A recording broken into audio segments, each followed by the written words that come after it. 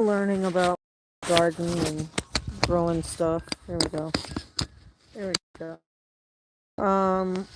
And I read because I've got like a ton of onions and garlic out here, but when they start tipping over like that, it's time to cut them. So cut the scapes because they're edible. These right here, and cut them where they are right now at the stem and cut them up in salads and cook them like sweet onion or green onion, wild onion. So that's what we're gonna do. And it made me think about something. Came out here to breathe. Then I saw that this needed to be done. And um, sometimes the only way to get growth within, because the bulb is what I need to get bigger. So underneath, when I go in and I like tap the bottom, it feels tiny, small, like when I put it in. Even though the greens are really, see how big, really nice, meaty stalks everywhere.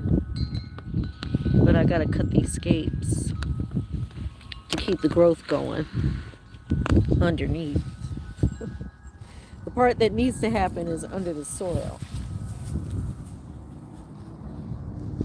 So where we get this bend right here, especially for this one, I'll cut it. I'm hoping this is right.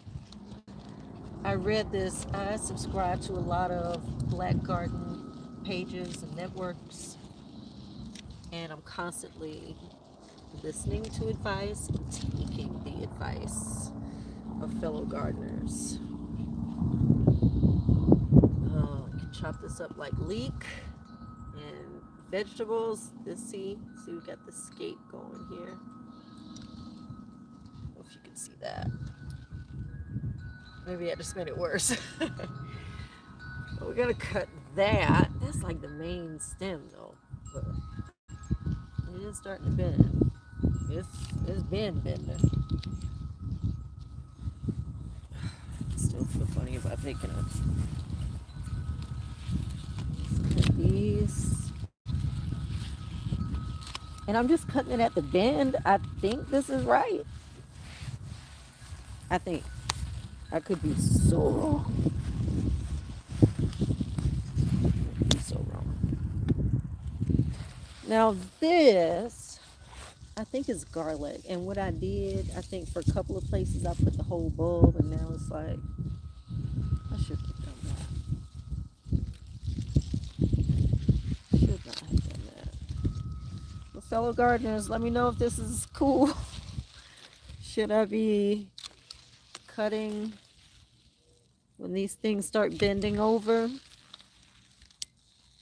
You can see how much we got.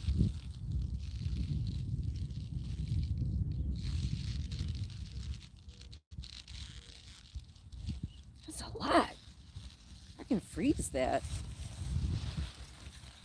I could dry it and make an onion powder. Garlic powder. Onion powder? Depends on what this is.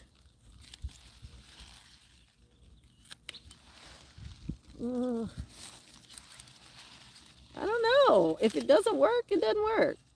But I don't think I'm going to harm anything now. The onions have been there since winter. And they're tipping now, so. And then I also saw, I thought I saw where you should wait until they turn brown, until the tips turn brown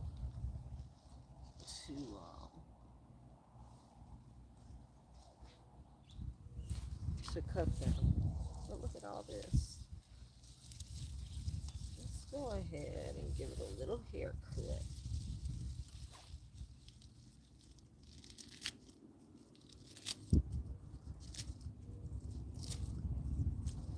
go.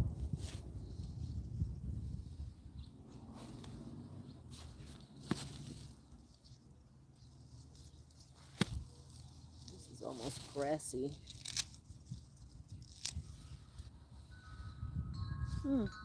It smells grassy. I don't think I'll keep that for anything. It smells really grassy. Doesn't smell oniony or garlicky or anything, so I don't know.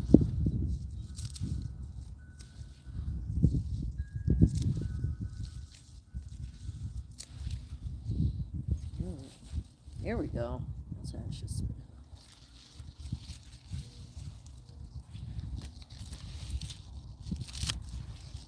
Mm-hmm.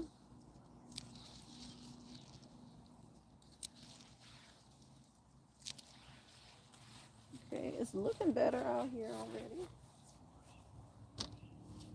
It's a little milder. I could probably have this in a salad.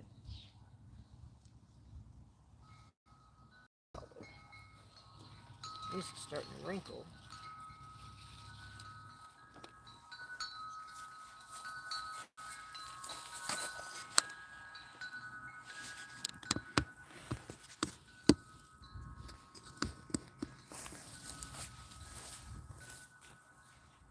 A little cut.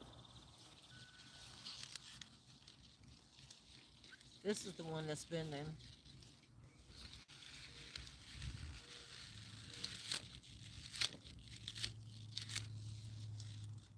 Mmm.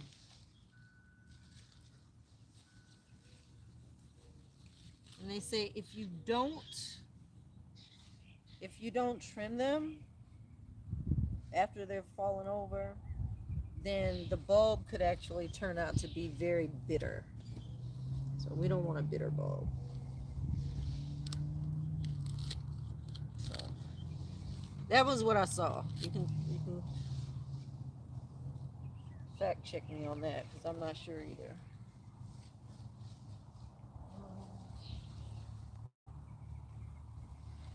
This one,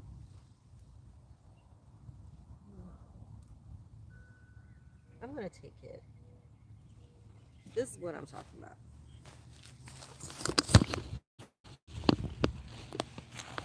This one right here.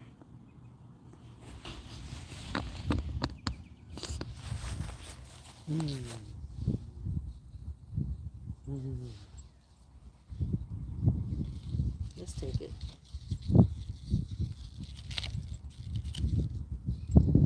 Mm.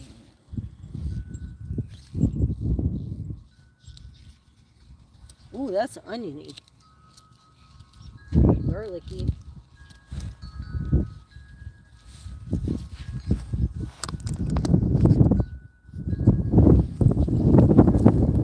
Hmm.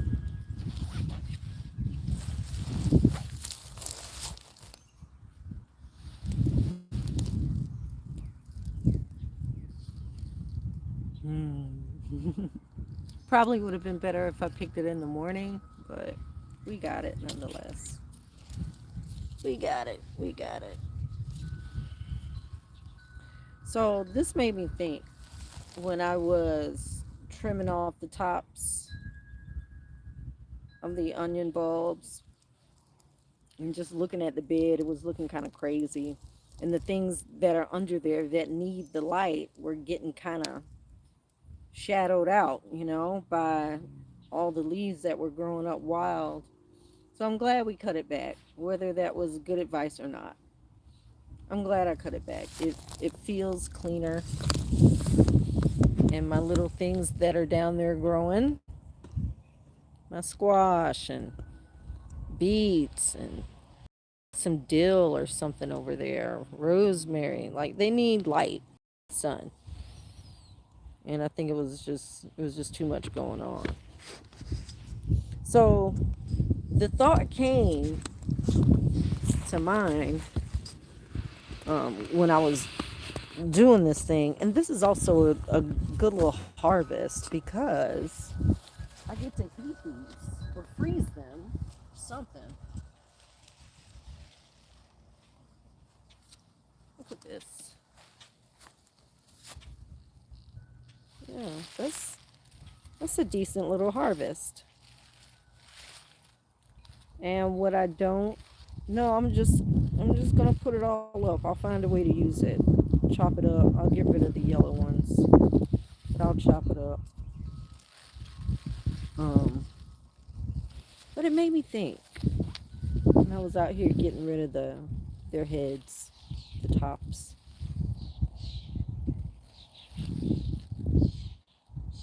That the real work, like I said, was happening under the soil. That's where the bulb is and where the bulb needs to continue to grow. But if the plant is so focused on growing tall stalks, long stalks, then it's going to focus on that. And it's taking the attention away from, that sweet, crunchy meat that we want to bite into when we bite that onion or garlic. And though a big chop like that might have felt kind of dramatic, it doesn't look so bad. It actually looks really nice. I'm all for a big chop. We know this. But although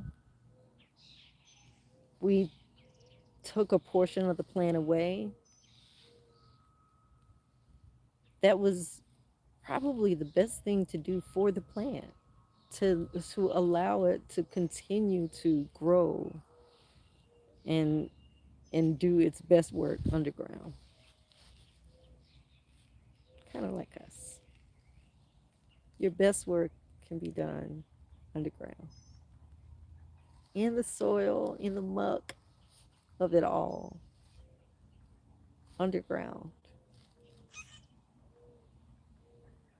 It doesn't feel like light is getting through. It feels dark and desolate in some places, but it too is necessary. It's necessary, especially in this case. I'm looking forward to see what happens underground when we pull things up at harvest time.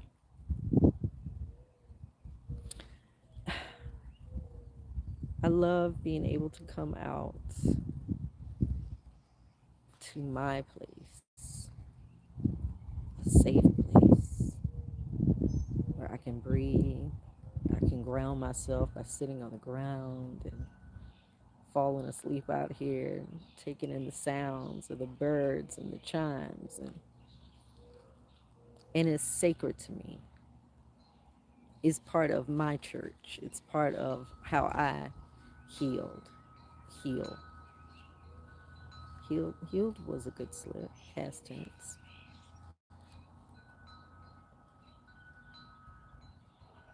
See? You hear how peaceful it is. And not everybody is going to want to see that version of you. The peaceful version, the one that sings with the birds and grounds herself literally on the ground. Everybody doesn't want to see that healed version of you. They're used to the chaotic version of you, the one that's always mad and frustrated and not quite satisfied with where things are. That's the version they know. But when you go deep down, underground, and you're doing that quiet work, that very lonely work. Sorry, there's some juice from the onion.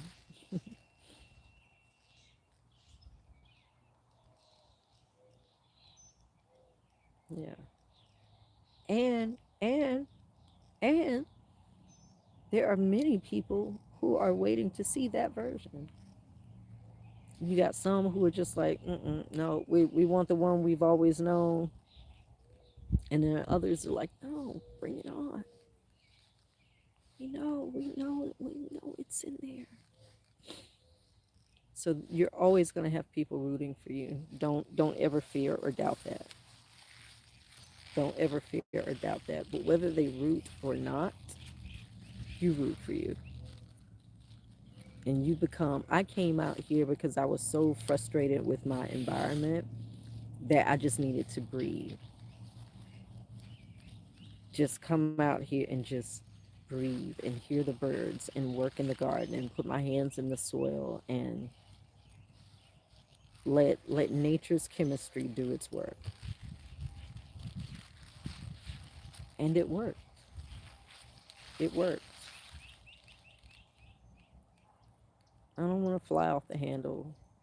I don't want to say just anything that comes to mind. I want to just take my space. Because what I have to say may not change your mind, it may not change your perspective at all. But just give me my space. Just give me my space. That's all. So, doing the work underground feels lonely, but that's just to make you appreciate the harvest. Hmm. I love garden work. This is good, safe work for me. I love it. I'll pull this one. I went back and got it because I saw somebody eat it, and I'm gonna saute it. Yeah, I'm gonna saute it, and we'll see. Uh, I'm looking forward to the harvest. I can't wait to show you the progress along the way. Thank you, thank you. Gardeners chime in. Do you cut those scapes and let it keep on growing? Those have been in since before winter. So what should I do? Somebody help. I've got some growing here, but they're not quite tipped over.